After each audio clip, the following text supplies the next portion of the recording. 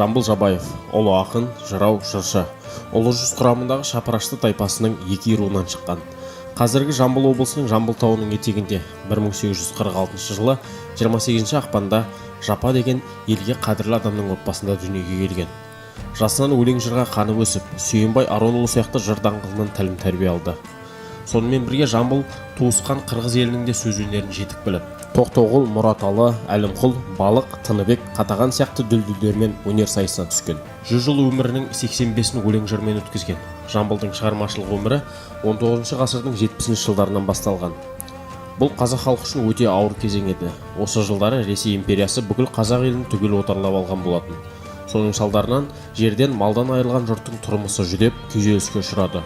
Ол аз болғандай 20 ғасырдың 20 жылдарында ақ пен қызылдың соғысы, кәмпескелеу мен ұжымдастыру сияқты оқиғалар халықтың тағдырына теріс әсерін тигізді. Қарапайым адамдардың да, зиялылардың да психологиясын өзгертті. Осындай жағдайдың куәгері болған Жамбыл шындықты айтып, замана болмысын жасырмай суреттеді. Өзінің өкініші мен күйінішін ащы дауыспен жырлады. Күйініп те, қиналып та сөйледі. Жамбылды нағыз ақын ретінде байтақ елге танытқан өнері оның айтыстары. Бұл айтыстарда қыз бен жігіттің қайым айтысы да, түре айтысы да, сүре айтысы да бар. Осының қай-қайсысында да Жамбыл өзінің нағыз майталман, кестелі сөздің шебері, әрі ұшқыр ойлы, тапқыр шешен екенін көрсетті. 1916 жылғы ұлт-азаттық қозғалысына Жамбыл ақын белсене қатынасты. Патша жарлығына қарсы көтерілген халық бұқарасының қалың ортасында жүрді. Өзінің жалынды үндеу жырларын сол қозғалысқа арнап шығарды. Кеңес дәуірі жылдарында Жамбыл қоғам өмірі мен ел мүддесін жырлады. Ол байырғы ұлы жыраулардың дәстүрін қайта түлетіп, біздің дәуірімізге жаңа сапада, соны мазмұнмен байытып жеткізді. Мемлекет басшылары мен партия көсемдеріне қарата айтқан жырларында жалпы мемлекеттік мәселелерді көтерді. Екінші дүниежүзілік соғыс тұсында бүкіл Кеңес одағында Жамбылдың дәрежесі, мәртебесі биік ақын болған жоқ. Жамбыл есімінің әлемнің шартарабына танылған тұсы да осы кезең еді. Ақын жырлары майдандағы әр ұлттан құралған жауынгерлердің бәрінің де жүрегіне жетіп, жігерін қайрады. 1945 жылдың 22 маусымында Жамбыл жүзге қараған шағында Алматы қаласында қайтыс болды. Жамбыл жыршылық өнердің асқан шебері. Оның шығармалары 10-нан астам шет елдер тілдерінде аударылды. Ромен Ролан, Мартин Андерсон Нексе, Катарина Сусанна Причард сияқты атақты суреткерлер Жамбыл поэзиясына өте жоғары баға берді. Жамбыл туралы жүздеген өлең жырлар жазылды. 20 ғасырдағы халық ақындарына Жамбылдың әсері өте зор болды.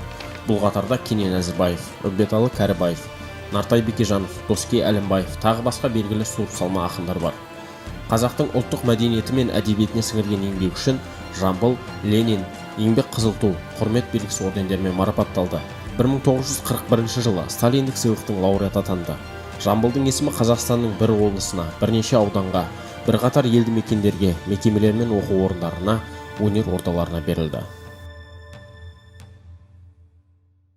1937 жылы бүкіл еліміз Жамбылдың шығармашылық қызметінің 75 жылдығын аталып өтілді.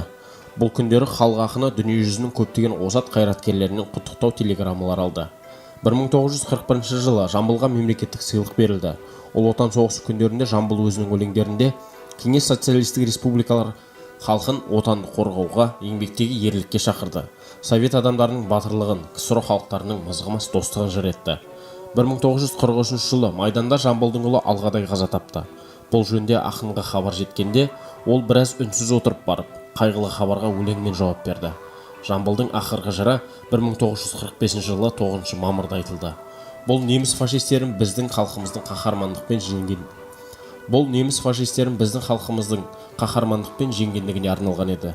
100 жасқа небары бірнеше ай қалғанда 1945 жылы 22 маусымда Жамбыл қайтыс болған. 1946 жылы ақпанда Қазақстан жұртшылығы даңқты ақынның 100 жылдығын салтанатпен атап өтті.